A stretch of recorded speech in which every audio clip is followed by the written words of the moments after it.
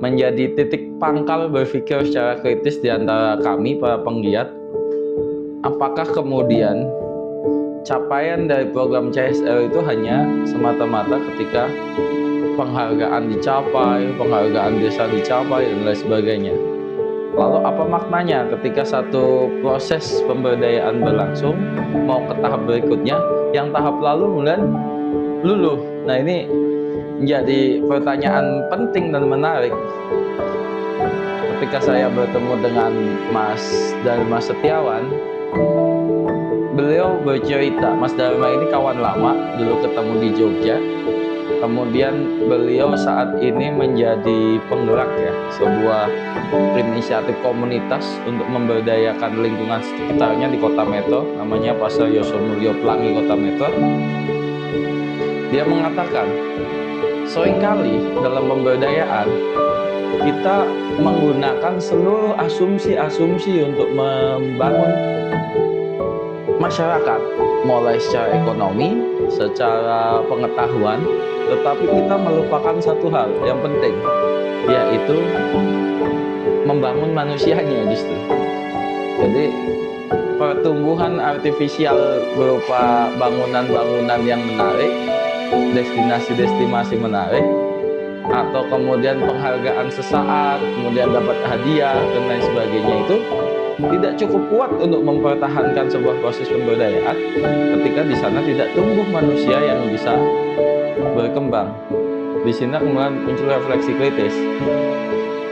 Kita yang dulu banyak belajar tentang diskursus pemberdayaan ya, dulu saya di PSDK banyak belajar dari Prof. Sus dan lain sebagainya, Pak Tomo, Pak Sutomo, bukunya sangat banyak tentang bagaimana membedah pembangunan, pemberdayaan masyarakat, membedah gagasan-gagasan strukturalis, kemudian mendorong kepada people center of development.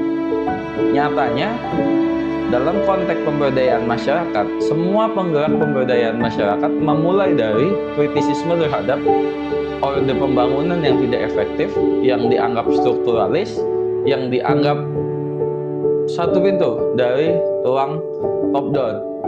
Kemudian ketika kita masuk ke pemberdayaan masyarakat, yang dimunculkan ada inisiatif mandiri dari masyarakat, ide-ide dari masyarakat, kemauan masyarakat bergerak, yang ini nantinya adalah ada ranah, apakah itu dari pendanaan negara, apakah itu pendanaan perusahaan, atau bahkan donor-donor dari sumber dana asing.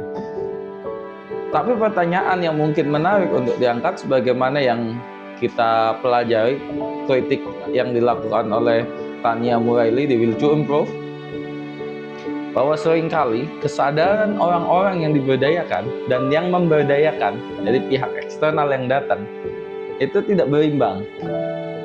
Akhirnya agenda pembangunan dan pemberdayaan itu lebih memenuhi kesadaran eksternal dibanding kesadaran internal masyarakatnya. Tania membedah dalam buku yang menarik, Project World Bank di wilayah Poso dan sekitarnya, di hutan Odan Lindung di sana ya, bagaimana pertanian coklat, pertanian komoditas global diintroduksi untuk meningkatkan kapasitas ekonomi masyarakat melalui kekuatan kolektif masyarakat, melalui organisasi dan manajemen yang dibangun di masyarakat. Ini kan indah. Tetapi perjalanan waktu, ketika harga komoditas coklat hancur misalkan, masyarakat tidak punya resiliensi untuk mengembangkan diri karena mereka memang tidak pernah paham tentang bagaimana repositioning diri terhadap komoditas coklat. Selama ini kebun-kebun mereka menanam tanaman pangan yang itu bisa mempertahankan diri bahkan dalam kondisi paling sulit sekalipun, bahkan dalam kondisi konflik, kondisi perang, mereka masih mampu bertahan secara kolektif untuk memenuhi kebutuhan pangannya. Tetapi dengan adanya komoditas yang bernilai ekonomi tinggi, justru mereka kehilangan kolektivisme itu, dan ketika menghadapi krisis mereka runtuh. Ini pelajaran bagaimana suatu pemberdayaan juga harus ditempatkan pada kesadaran otentik dari masyarakatnya. Nah, Mas Dharma membangun itu dan kemudian menyadarkan saya. Selepas dari perjalanan di Desa Margagiri, saya datang ke Pelangi, kemudian bertemu dengan seorang namanya Bayu. Bayu ini baru kelas 1 SMA.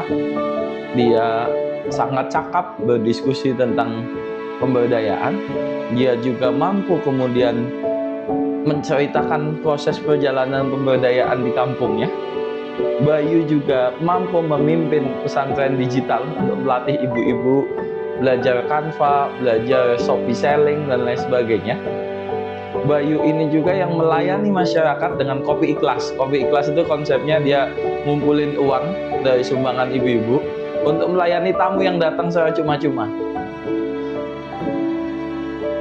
Ini hal yang menarik karena kata Mas Dharma, poinnya bukan pada membangun fisik dan mentalnya, fisik dan materinya, tetapi membangun mental manusianya.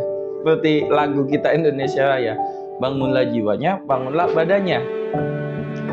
Pada praktek pemberdayaan ini, kita jelas sudah menghasilkan satu produk manusia. Manusia ini memiliki nilai, memiliki kesadaran, dan merekalah yang nantinya akan mengelola sumber daya yang ada dan berbuat sebaik-baiknya untuk komunitasnya, untuk kepentingan bersama, untuk kesejahteraan kolektif. Dan manusia ini manusia merdeka dan sadar. Mereka tidak pernah berpikir bagaimana mendatangkan uang dari luar, tetapi mengelola apa yang ada. Kurangnya baru mereka carikan dengan berbagai teknik dan strateginya. Nah, ini kadang yang luput ketika pemberdayaan berorientasi pada material, sehingga mereka tidak mampu untuk menerjemahkan potensi yang ada di sekitarnya. Perjalanan ini menjadi inspirasi bagi saya bahwa pada akhirnya pemberdayaan harus dikembalikan pada mental model utamanya, yaitu mengarusturmakan manusia dalam pembangunan. Terima kasih. Mungkin itu diskusi malam hari ini. Kita besok lanjut lagi.